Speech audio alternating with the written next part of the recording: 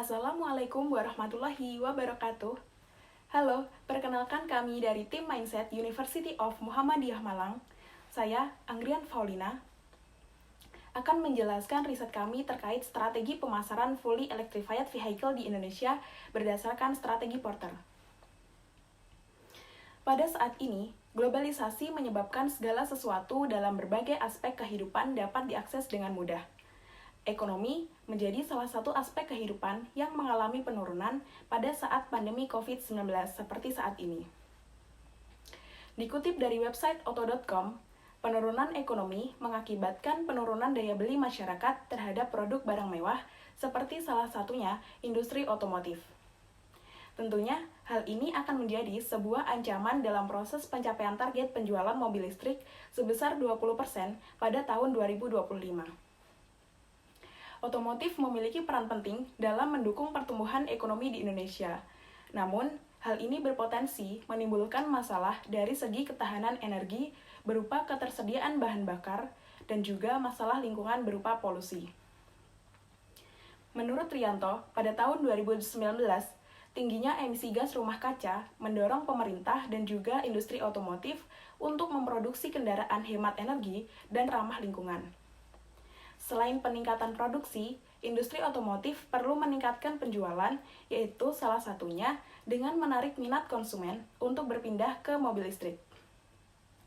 Sehingga, terkait hal ini, diperlukan analisis strategi pemasaran yang tepat agar bisa menjangkau pasar yang lebih luas dan mencapai target penjualan pada tahun 2025. Bagian pertama, saya akan menjelaskan terkait analisis potensi pasar berdasarkan jurnal Socio-Economic Impact and Consumer Preference Analysis and Electrified Vehicle in Indonesia. Lebih dari 30%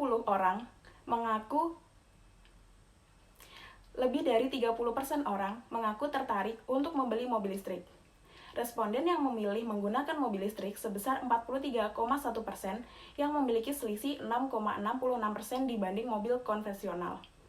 Tingginya pengetahuan masyarakat tentang istilah mobil listrik akan memudahkan pembuatan strategi pemasaran untuk menjangkau konsumen yang lebih besar dalam menggunakan electric vehicle.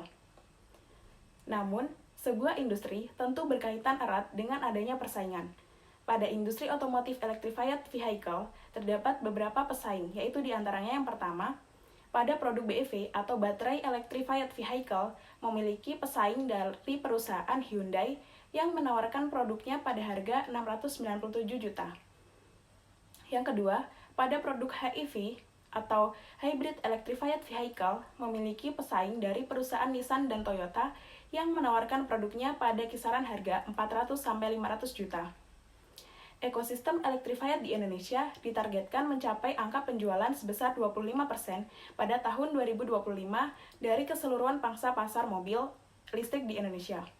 Sedangkan electrified sendiri memiliki 3 jenis teknologi, yaitu yang pertama diantaranya PHEV atau Plug-in Hybrid Vehicle yang merupakan mobil yang memiliki baterai dari menggunakan motor listrik sebagai penggerak utama dan memiliki mesin berbasis bahan bakar sebagai penggerak cadangannya. Yang kedua, HEV atau Hybrid Vehicle, yaitu mobil yang masih menggunakan bahan bakar mesin sebagai sistem penggerak utamanya dan menggunakan baterai. Yang ketiga, ada BEV atau Battery Electric Vehicle yang tidak menggunakan mesin berbasis bahan bakar sebagai sistem penggeraknya, melainkan hanya menggunakan baterai untuk menyimpan listrik. Lalu, bagaimana preferensi konsumen terhadap pemakaian mobil listrik dalam kehidupan sehari-hari?